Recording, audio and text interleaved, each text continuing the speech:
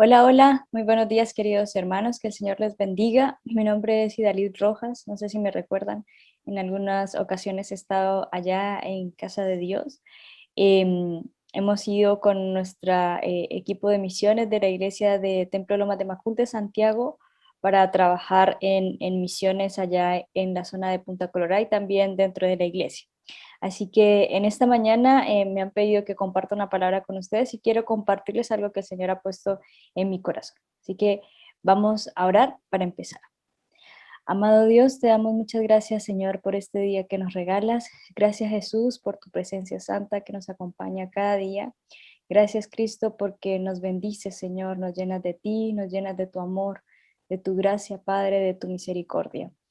Jesús, te honramos, Señor, en esta mañana, exaltamos tu nombre, Dios, y te glorificamos por quien tú eres y por la bondad, Señor, de tu sacrificio en la cruz para con nosotros. Gracias, Señor, por amarnos tanto y por demostrarnos, Señor, tu gracia y tu misericordia cada día. Que esta mañana, Señor, tu palabra sea de bendición, para exhortar, Señor, para animar, para vivificar a cada uno de mis hermanos, Dios, que sea tu Espíritu Santo hablando a cada vida, Señor, para llenarlos cada día más de ti.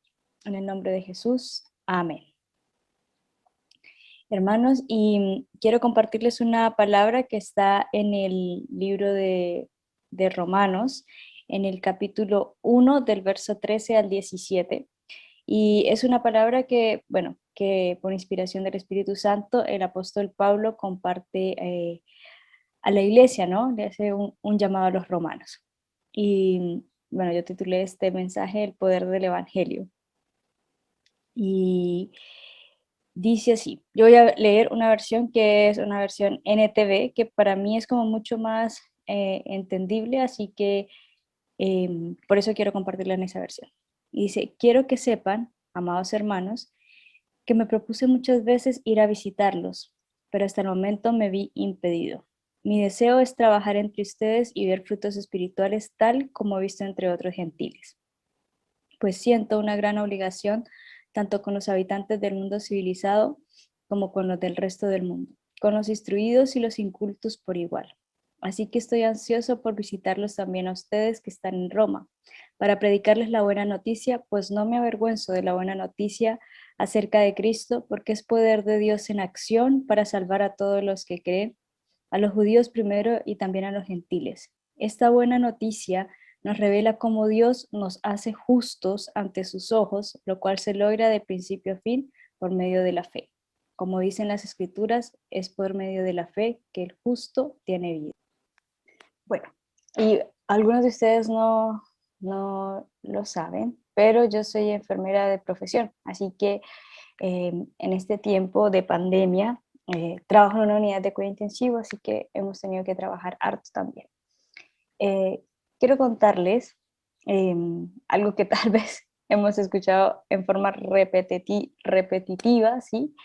En forma reiterada en las noticias y todo, pero la pandemia del COVID-19, que fue derivada del virus SARS-CoV, se identificó por primera vez en diciembre del 2019 en la ciudad de Wuhan, en la provincia de Hubei, en la República Popular de China.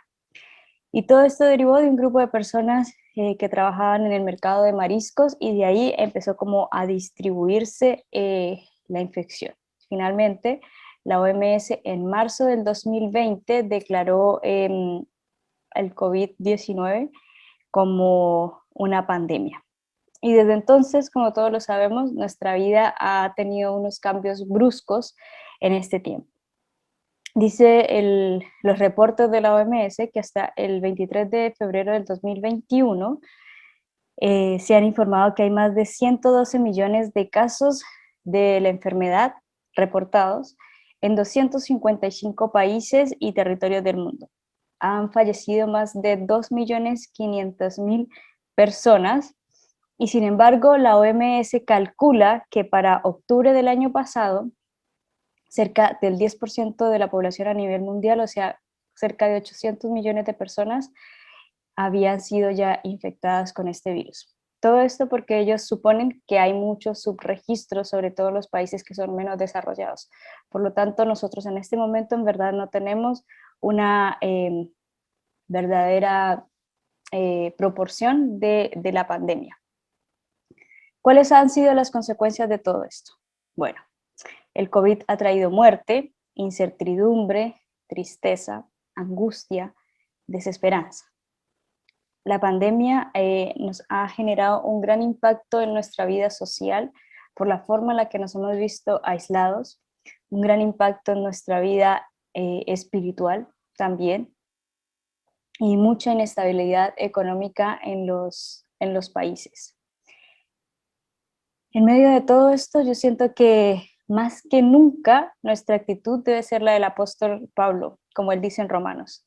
No me avergüenzo del Evangelio porque en medio de todas las cosas que ocurrían en el Imperio Romano, él era portador de una muy buena noticia, una que traía esperanza y salvación, y era que Cristo, quien fue la imagen del Dios invisible en la tierra, murió por nuestros pecados y resucitó.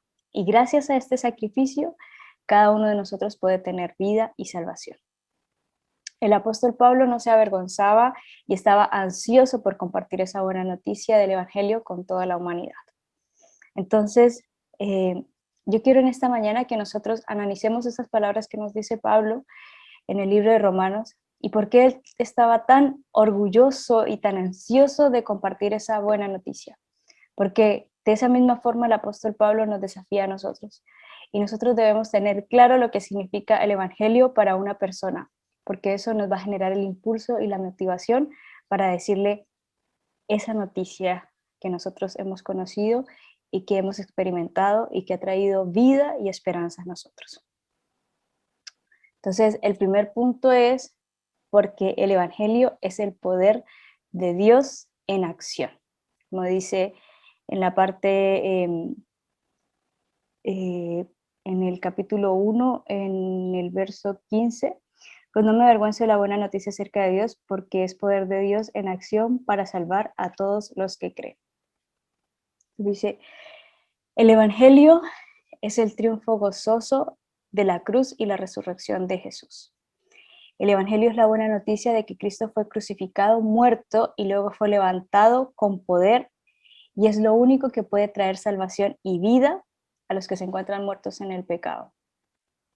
Es lo único que puede traer gozo y esperanza eterna. No existe ningún otro tipo de religión que pueda llegar a traer esa esperanza al hombre. Ninguna, por más que puedan prometernos muchas cosas, ninguna puede traer el gozo y la esperanza eterna que trae el Evangelio. El Evangelio proclama, además, la misericordia y el amor de Dios. Proclama su justicia y la forma en la que Él reconcilió al hombre a través de la cruz. El Evangelio nos muestra a Dios como un Dios que es cercano, que es preocupado por su creación, a un Dios que es vivo, poderoso y real. Y quiero recordarles la forma en la que el poder del Evangelio actuó con un hombre justo en el momento en el que Cristo era crucificado. Y está este pasaje en el capítulo 23 del libro de Lucas, en el verso 39 al 43. Voy a buscarlo así muy rápidamente.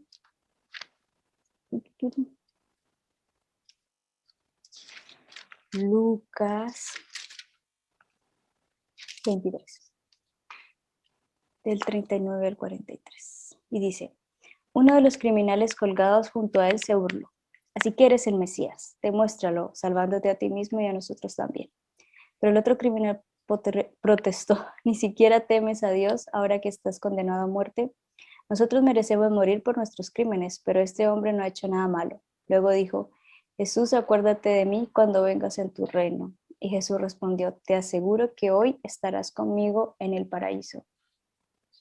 Imagínense esa certeza de Cristo de poder decirle a ese hombre en ese último momento, que es cuando nosotros perdemos totalmente la esperanza porque estamos fijos en una vida terrenal, y Cristo le dice, tranquilo, no te preocupes, eres salvo y hoy estarás en un lugar de paz, en el paraíso, en un lugar de tranquilidad, en un lugar de gozo, de felicidad eterno.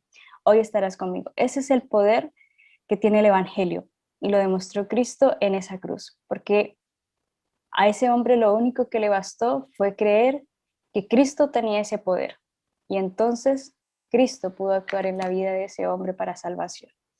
Y es la forma en la que el Evangelio sigue actuando hoy en día.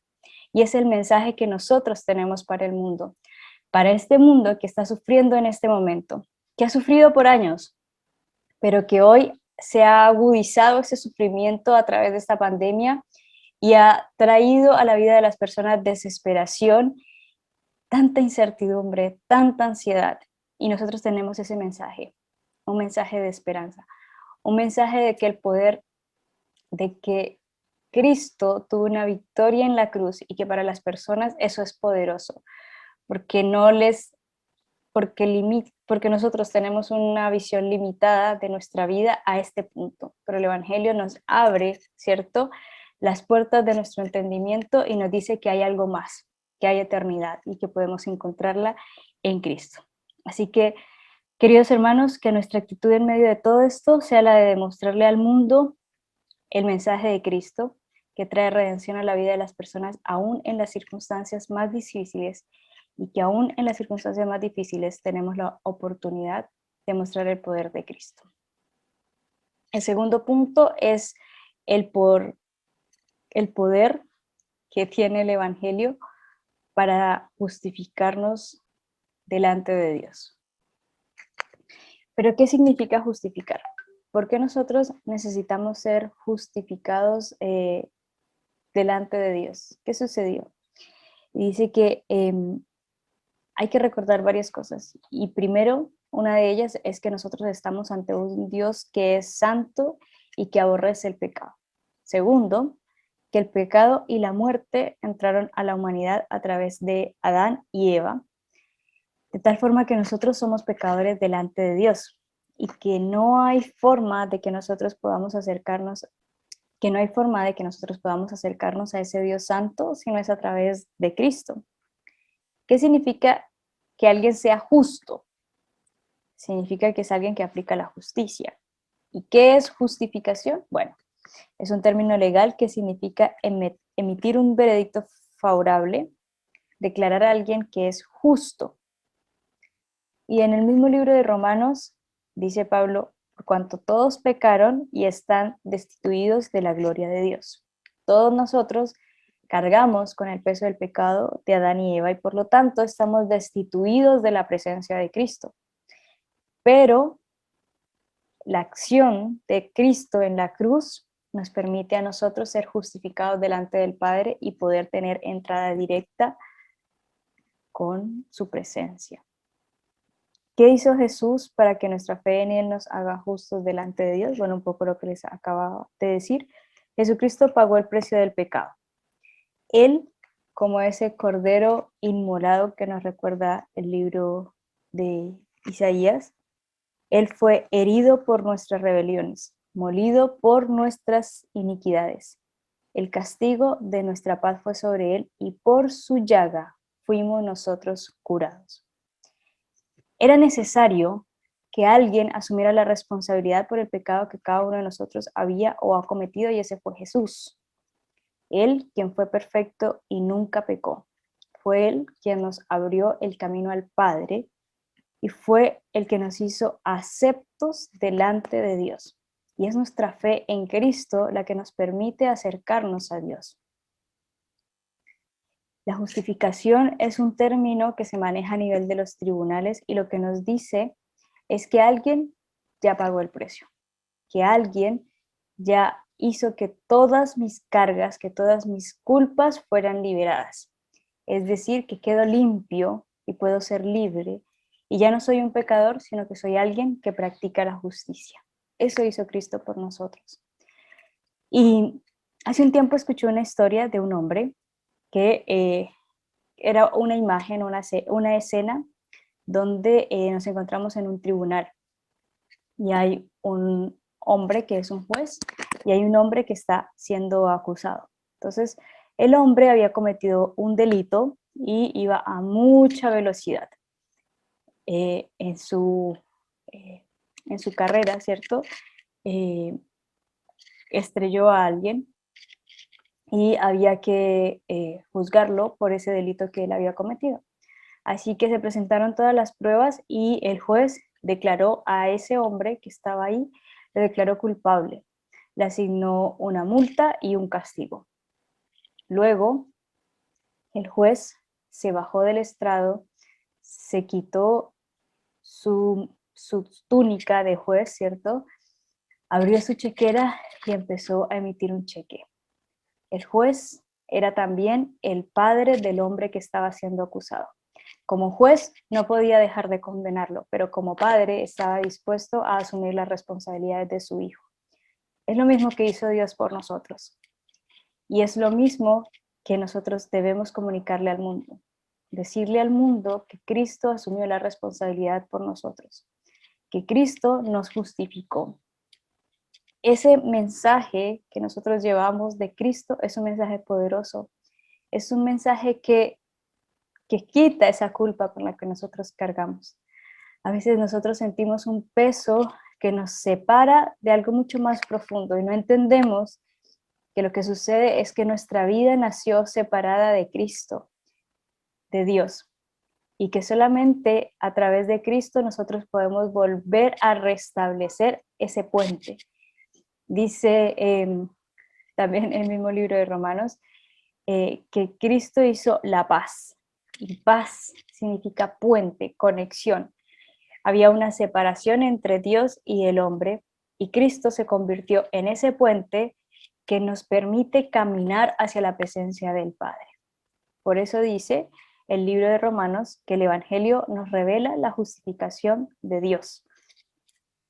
Y que la verdad es que el día que yo supe que era perdonada por nuestro Señor, yo sentí un gozo y una paz inmensas. Fue como una tranquilidad y el poder caminar por la vida más libre, de eso se trata, de libertad.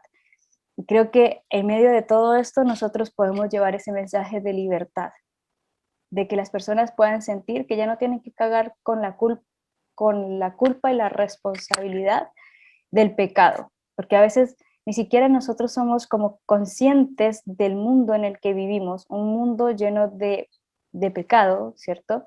Un mundo fragmentado, roto, y todo eso tiene que ver con el pecado que nosotros cargamos desde hace tantos miles de años, pero que a través de Cristo nosotros podemos recibir esa restauración.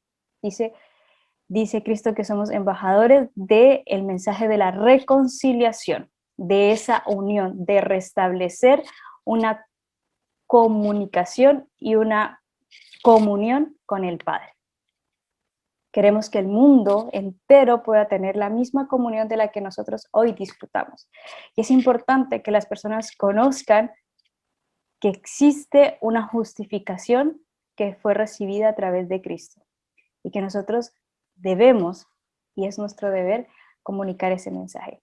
Por eso Pablo se sentía tan orgulloso y tan emocionado del mensaje que estaba transmitiendo, porque él sabía lo que habíamos ganado en Cristo, la reconciliación con el Padre. Ya no necesitábamos intermediarios, podíamos ir delante del Padre y ser aceptados y escuchados y amados por Él.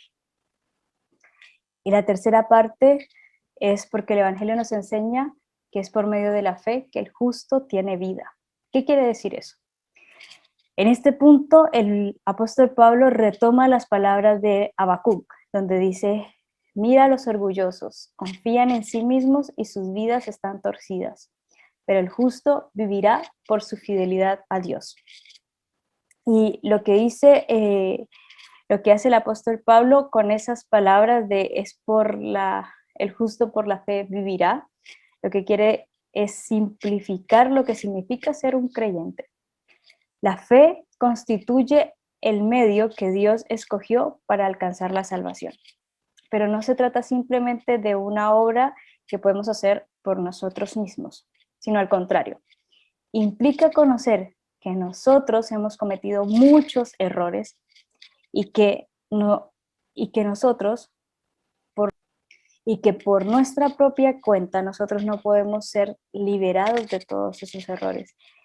¿Qué implica la fe? Implica redención, implica que yo me sujeto a la voluntad de Dios y a su guía. Implica que doblego mi voluntad a la voluntad del Padre y decido entregarle todo el dominio sobre cada uno de los aspectos de mi vida. Y eso simplifica lo que significa ser creyente. Quiere decir que yo tengo una confianza plena y absoluta en la voluntad de Cristo y de Dios para conmigo. Quiere decir que yo me rindo a su voluntad y me sujeto a todos sus preceptos. Y entonces empiezo a caminar de la mano de Dios en todos mis caminos y dejo que sean sus principios, su Espíritu Santo quien me guíe y me lleve de su mano. Dice, y en ese sentido quiero compartir con ustedes un pasaje que está en el capítulo 8 de Mateo, el verso 10, que habla acerca de un centurión romano y dice, les voy a leer desde el verso 8, dice, el Señor, dijo el oficial, no soy digno de que entres a mi casa. Tan solo pronuncia las palabras desde donde estás y mi siervo se sanará. Lo sé porque estoy bajo la autoridad de mis oficiales superiores y tengo autoridad sobre mis soldados. Solo tengo que decir, vayan y ellos van, o vengan y ellos vienen. Y si les digo a mis esclavos, hagan esto, lo hacen.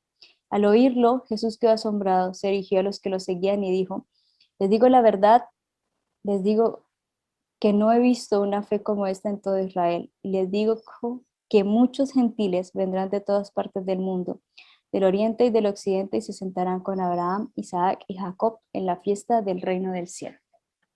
Entonces, me asombraba mucho esa palabra, porque lo que hizo el centurión fue depositar totalmente su confianza en Cristo. O sea, ni siquiera necesito que vayas. No necesitas estar ahí, Señor. Solo dilo. Creo que lo vas a decir, lo vas a hacer. O sea, creo tanto en lo que dices que ni siquiera necesito ver tus actos. Sé que sucederá. Y es la forma en la que nosotros debemos depositar nuestra confianza en el Señor. Señor, tú me dices que yo vaya, yo voy. Señor, tú me dices que yo me quede, me quedo. Señor, ¿qué necesitas que yo haga? Y lo hago. Confío plena y totalmente en tu voluntad para mi vida. Si esto está sucediendo es porque así es la mejor manera en la que suceda. No creo que me odies, Señor, al contrario, me amas tan profundamente que todas las cosas que suceden a mi alrededor vienen por tu voluntad y por tus planes perfectos para mi vida. Me sujeto, me rindo a la voluntad de Cristo. Y es, como dice Pablo, es la forma en la que el justo vive, porque se sujeta mediante la fe a la voluntad de Dios y se rinde totalmente. Así que, queridos hermanos, Pablo nos enseña que solamente a través de la fe que nosotros podemos experimentar la paz y la salvación de Dios, porque es a través de la fe que nosotros confiamos plenamente en Dios y depositamos todas nuestras cargas en Él. Queridos hermanos, que nuestra fe y nuestra confianza en Dios sea fortalecida cada día de nuestra vida, que cada acción que nosotros emprendamos esté marcada por esa confianza profunda en el cuidado y el amor de Dios hacia nosotros, y que nuestra vida sea ese testimonio a través del cual nosotros le mostramos al mundo cómo experimentamos y vivimos confiados en la gracia y la salvación de Cristo en nosotros. Es precioso poder confiar y depositar tal nivel de seguridad en Dios. Es mediante la fe que nosotros vivimos seguros en Cristo porque creemos y confiamos en que estamos en el hueco de su mano. Sé que este mensaje es poderoso. Pablo lo sabía y nos lo dice con una profunda convicción en el libro de Romanos. Este mensaje de que el Evangelio trae poder, de que trae justificación, de que trae salvación, de que trae confianza, de que trae seguridad, es el mensaje que nosotros debemos transmitirle al mundo. Y ese mensaje que tenía tanto poder hace 2000 años, lo sigue teniendo hoy y lo sigue teniendo ahora. Y el mundo necesita de ese mensaje y esa seguridad de los hijos de Dios. Hermanos, en este día nosotros hemos podido recordar por qué era tan importante para Pablo comunicar esa noticia, por qué se sentía tan orgulloso de lo que sabía, por qué sentía que era necesario que el mundo lo conociera, porque ese mensaje le traía libertad, le traía gozo y le traía paz a un mundo revolucionado en medio de un imperio, de un dominio imperial, y lo necesitaba. Y hoy en día el mundo necesita escuchar ese mismo mensaje. Las personas necesitan escuchar ese mensaje de esperanza, de gozo, de certeza, de seguridad que trae Cristo. Y es necesario que los hijos de Dios, que somos nosotros, que hemos recibido ese mensaje, lo hemos aceptado, lo hemos experimentado, lo podamos transmitir con la misma seguridad a otros. Que las personas puedan empezar a vivir y a disfrutar de una vida en Cristo, de una vida de plenitud, de una vida de abundancia, que vivan tranquilos en medio de cualquier dificultad, que puedan sentir la esperanza y la certeza de la eternidad. Así que, queridos hermanos, yo en esta mañana lo único que quería era recordarles que tenemos un mensaje poderoso, un mensaje que está lleno de esperanza y de gozo y que es necesario comunicarlo al mundo. Que recordáramos qué es lo que hemos recibido de Cristo. Y recordarles que tenemos una deuda con el mundo, que tenemos una deuda con aquellas personas que todavía no conocen al Señor. Y que hay muchas personas que mueren día a día sin esa esperanza, sin esa noticia que puede traer paz en medio de este tiempo. Queridos hermanos, vamos a orar para concluir este tiempo. Amado Señor, te damos muchas gracias porque tú estás con nosotros, Dios, porque tú nos llenas, Señor, porque tú nos bendices, Dios amado, porque, Señor, tú traes esa palabra que nos desafía, Señor, que vivifica nuestro espíritu, Dios, y entender el compromiso, Señor, y esa responsabilidad que hemos recibido. Comunicar a otros que tú les amas, Señor, que tú les has cuidado desde siempre, Padre Santo, que los pensaste, que viniste a este mundo para demostrarle al mundo que amas, Señor, a cada uno de los integrantes de esta tierra. Señor, que como hijos tuyos seamos esa luz que alumbra, esa luz que trae esa gran noticia de tu muerte, Señor, y de tu resurrección. Ese mensaje poderoso que restaura y reconcilia nuestra relación con el Padre. Gracias, Jesús, por acompañarnos cada día, Señor, porque sabemos que tu presencia no nos ha faltado en este tiempo y tu Espíritu Santo nos ha dado la mano para caminar seguros. Padre, bendice a la iglesia de Casa de Dios, Señor. Llénalos de ti, llénalos de tu amor, Señor, de tu paz, de tu misericordia cada día. Que ellos puedan experimentar tu gracia, Dios, en todos los aspectos, en todas sus necesidades. Fortalece su espíritu, Señor. Cuida de sus emociones, Padre, y cuida también de su salud. En el nombre de Jesús, amén. Amados hermanos, un abrazo grande. Fue un gusto para mí compartir este mensaje. Que sean muy bendecidos. Que la gracia del Señor esté con ustedes cada día. Un abrazo. Chau, chau.